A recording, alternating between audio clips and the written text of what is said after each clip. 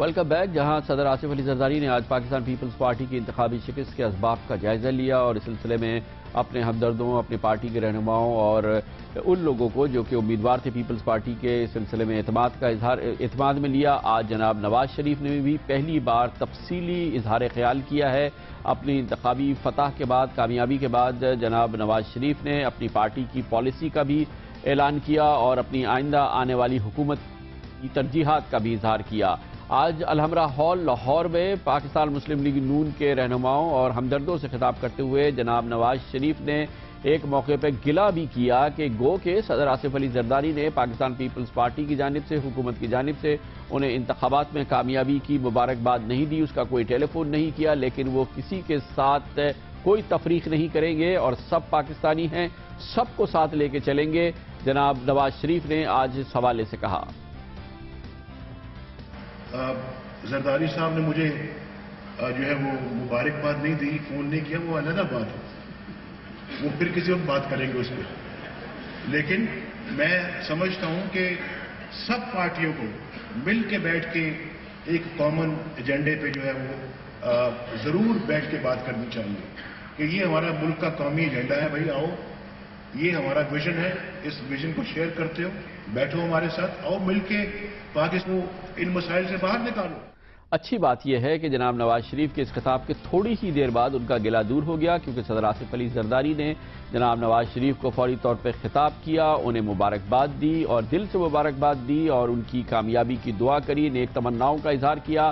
صدر آصف علی زرداری نے یہ فون کر لیا اور یہ بہت اچھی ڈیولپمنٹ ہے، کیونکہ جو گلہ جناب نواز شریف نے کیا تھا اس کے ساتھ ہی انہوں نے یہ بھی کہا تھا کہ تمام سیاسی جماعتوں کو اکٹھا ہونا ہوگا اور پاکستان کے چیلنجز کا مقابلہ کرنا ہوگا. اس سلسلے میں ایک یہ اچھی پیش رفت جو ہو گئی ہے.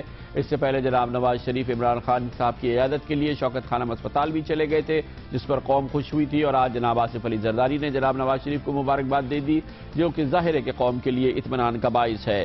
چیلنجز پاکستانیوں کے لیے سیکیورٹی، ان کا تحفظ اور پاکستان ایک محفوظ ملک سمجھا جا سکے، پاکستان سے دہشت گردی کا خاتمہ ہو، یہ سب سے بڑا چیلنج جناب نواز شریف کا ہے.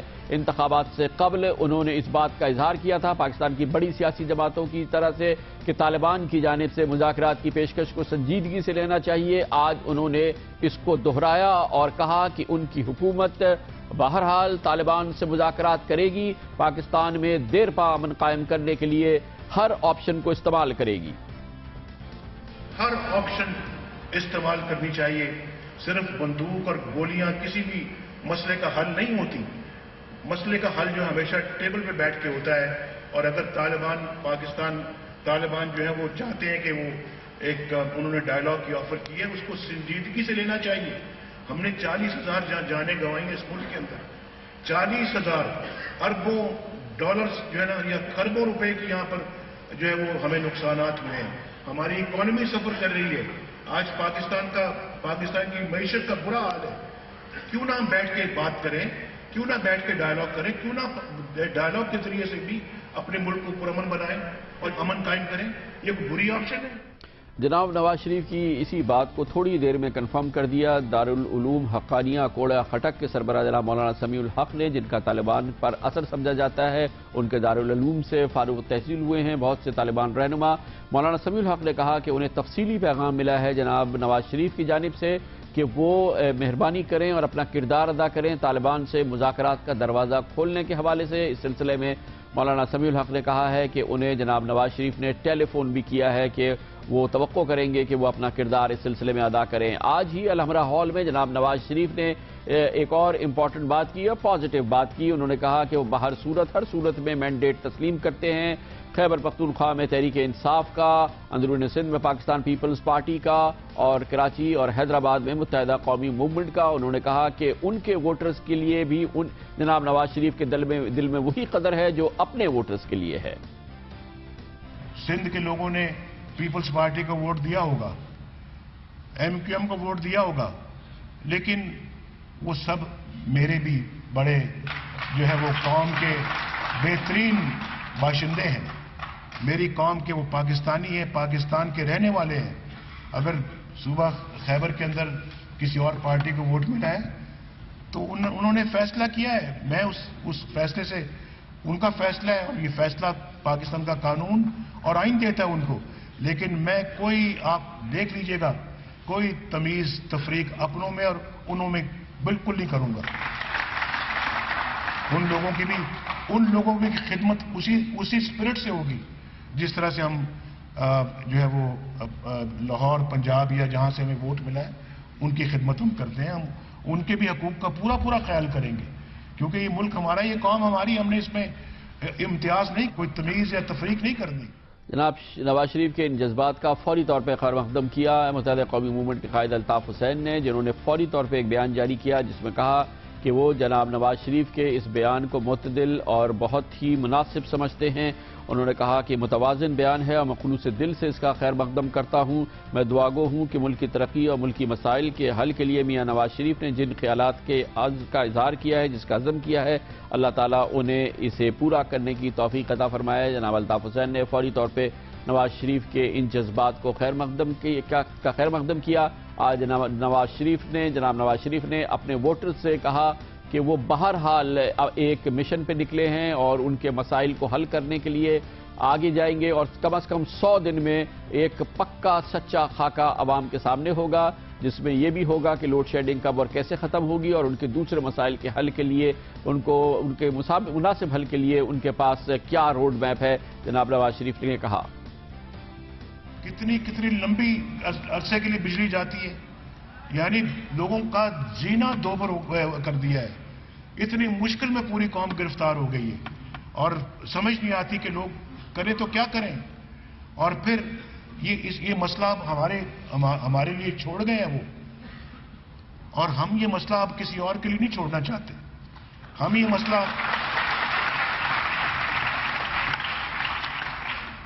हम इंशाअल्लाह अल्लाह के फजल करम से चाहते हैं कि इस मसले को जल्द से जल्द हल किया जाए। मुझे कोई पूछता है कितनी देर लगेगी, मैं नहीं बताता कितनी देर लगेगी, भाई मुझे नहीं मालूम कितनी देर लगेगी, लेकिन इस कौम को इंशाअल्लाह पहले 100 दिनों में इस बात का पता जरूर लग जाएगा कि ये हुकूमत ये सही जानिब चल निकली है, ये जिस तरफ चल निकली है इंशाअल्लाह मसला हल होकर रहेगा।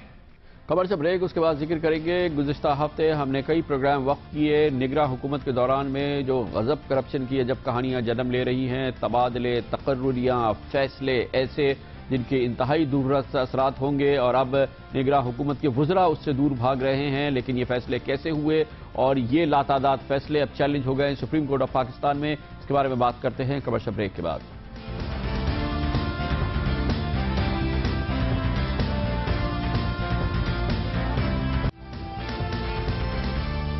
Welcome back. गुज़िश्ता 5 साल में कई बार हमें नशर करने पड़े सीरीज़ गज़ब करप्शन की अजब कहानियां, मगर अफसोस सद अफसोस कि गुज़िश्ता हफ्ते निगरां हुकूमत के हवाले से भी गज़ब करप्शन की अजब कहानी हमें सामने लानी पड़ी। निगरां हुकूमत ने पिछले चंद दिनों के दौरान इंतखाबात के बाद ऐसी तकर्रुरियां की हैं जिसे देख के सुन के बड़े बड़े लोग, बड़े बासलाहियत लोग और बड़े अच्छे पाकिस्तानी अपनी उंगलियां दांतों में दबाने पे मजबूर हो गए। ऐसी तकर्रुरियां की गई जिसकी कतई तौर पे कोई ज़रूरत नहीं थी। ऐसे फैसले किए जा रहे हैं जिनकी ज़रूरत नहीं थी और जिनके दूररस असरात होंगे।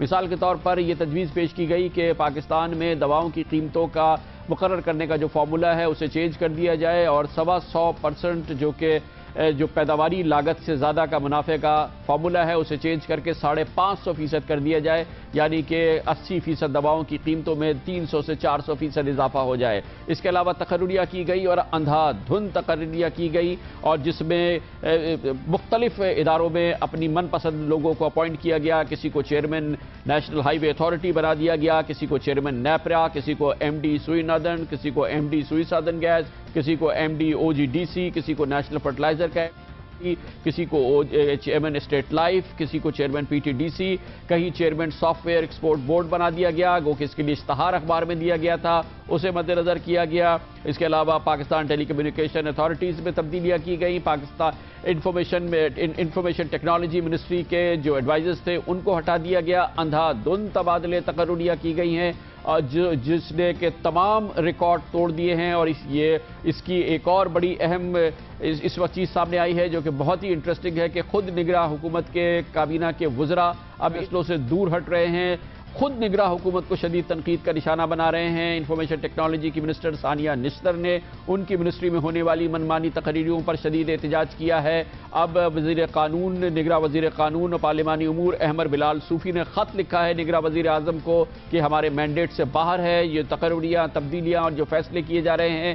آج وفاقی وزیر اطلاعات و نشریات جناب عارف نظامی نے بھی اپنے وزیر اعظم کو نگراں حکومت کو یاد دلایا ہے کہ انتخابات کے بعد جتنی تقرریاں، تبدیلیاں کی جا رہی ہیں، جو فیصلے کیے جا رہے ہیں وہ بالکل غلط ہیں، مگر اس کے باوجود یہ سب کچھ ہو رہا ہے اور جو اہم فیصلے ہوئے ہیں اس میں منظور نظر لوگوں کو نوازا جا رہا ہے، اور خاص طور پہ خود وزیر اعظم جناب ہزار خان کھوسو کے صاحبزادوں کو بھی۔ اب یہ معاملات پہنچ گئے supreme court of Pakistan Muslim League Noon نے انہیں چیلنج کیا ہے، ایک بار پھر اس پٹیشن کو لے کے پہنچے ہیں پاکستان مسلم لیگ نون کے سینئر رہنما جناب خواجہ محمد آصف جو ہمارے ساتھ موجود ہیں۔ بہت بہت شکریہ خواجہ آصف صاحب، کیا آپ کی استدعا ہے اور قانون کی کن شقوں کے حوالے سے اور کس حوالے سے آپ نے یہ معاملے کو، اس ایشو کو آپ سپریم کورٹ پہ لے کے گئے ہیں؟ شکریہ خان صاحب، بنیادی طور پہ ہم نے کہا ہے کہ اس حکومت کی جو نگران حکومت ہے اس کی مینڈیٹ ہی نہیں ہے، جو یہ اس وقت اپنی پاورز استعمال کر رہے ہیں یہ ان کو مینڈیٹ ہی نہیں کی گئی۔ یہ اسٹرکٹلی ان کو الیکشن کرانے کے لیے جو ہے وہ ان کو اپوائنٹ کیا گیا تھا، اس کے علاوہ ان کی اور کوئی مینڈیٹ نہیں تھی۔ جو سیکشن آرٹیکل 2A ہے کانسٹیٹیوشن کا، وہ اسٹیٹ کو جو ہے مینڈیٹ دیتا ہے اپنے چوزن ریپرزینٹیٹیوز کے ذریعے حکومت کرنے کا۔ یہ لوگ ان کے کوئی ریپرزینٹیٹیو کریڈینشلز نہیں ہیں، یہ نمائندہ نہیں ہے، یہ حکومت جو ہے یہ ایک مقصد کے لیے، ایک اسپیسیفک پرپز کے لیے اپوائنٹ کی گئی ہے، اس کے علاوہ یہ کچھ نہیں۔ بہت بہت شکریہ جناب خواجہ محمد آصف، ہمارے ساتھ کمنٹ سے بریک اور اس کے بعد ذکر کریں گے۔ Chief of army staff general Ashfaq Parvez Kayani نے آج اس بات پر اطمینان کا اظہار کیا کہ حالیہ انتخابات میں پاکستان کی قوم نے معتدل اور متوازن قوتوں کو منتخب کیا اور انتہا پسند اقلیت کو مسترد کر دیا۔ اس کے بارے میں بات کریں گے کمرشل بریک کے بعد۔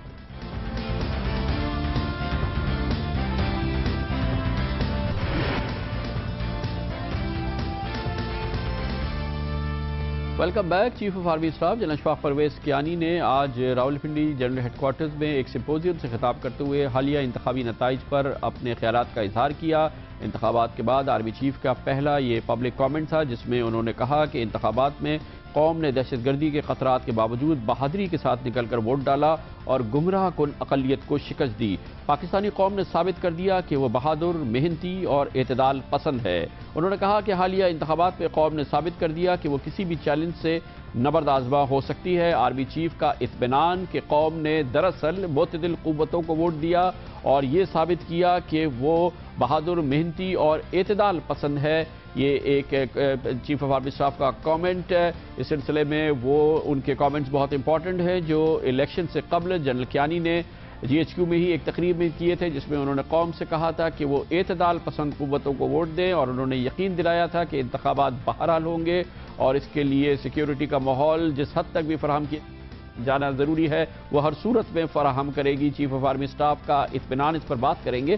ہمارے ساتھ موجود ہیں دفاعی امور کے تجزیہ کار air marshal retired Shahzad Chaudhry. بہت بہت شکریہ ایئر مارشل صاحب۔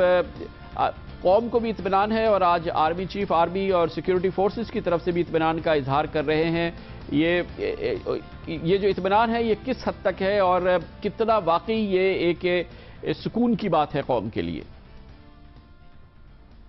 میرا خیال ہے ایک تو بہت مکمل اور جامع ان کا خطاب تھا، اور اس کے اندر انہوں نے پوری قوم کے احساسات کی ترجمانی بھی کی، اور ساتھ ہی ساتھ اس کے اندر اپنی جو پاک افواج ہیں ان کا جو خیال ہے میرے خیال میں اس کو بھی بہت حد تک صاف طور پہ، واضح طور پہ بتایا قوم کو کہ جس طرح پوری قوم اس وقت مطمئن ہے کہ پاکستان ایک بہت بڑے مرحلے سے گزرا ہے جس کے اندر کہ الیکشنز ہونے تھے، تو افواج پاکستان بھی اس کے اندر اسی طرح شامل ہے اور مستقبل کو بہت پرومس کے ساتھ اور بہت امید کے ساتھ دیکھتی ہیں۔ اس کے اندر ساتھ ہی ساتھ جس طرح آپ نے فرمایا کہ معتدل قوتوں کو انہوں نے پاکستان قوم نے ووٹ دیا، میرے خیال میں ری انفورس کرتی ہے اس چیز کو یہ بات کہ تمام مشکلات کے باوجود جو کہ الیکشن سے پہلے تھیں، 114 لوگ صرف کیمپین کے دنوں میں مارے گئے اور بے شمار زخمی ہوئے، اس قتل و جدل کے ماحول کے اندر سے بھی گزر کے پاکستانی قوم کھڑی ہوئی اور اپنے لیڈرز کو چنا. لیکن ڈیسیشن میکنگ میں، پالیسی ڈیسیشن میکنگ میں لیڈ پولیٹیکل گورنمنٹ کو ہی حاصل ہوگی، اس کو فالو کرے گی آرمی.